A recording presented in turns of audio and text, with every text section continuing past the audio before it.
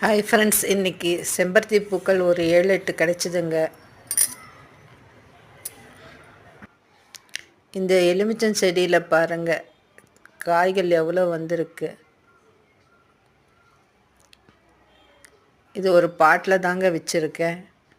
ஆனாலும் எப்பயும் வருஷம் ஒரு 20-25 காய்கள் வரைக்கும் வருங்க.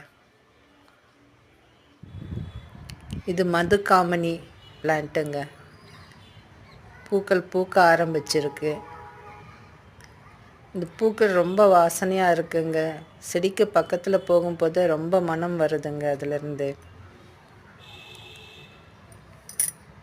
பார்க்குறதுக்கு எலுமிச்சை பூக்கள் போகல தாங்க இருக்குது. ஆனால் இது வேறு மாதிரி ஸ்மெல் வருதுங்க. வீடியோவை லைக் பண்ணுங்கள், ஷேர் பண்ணுங்கள். Enjoy gardening.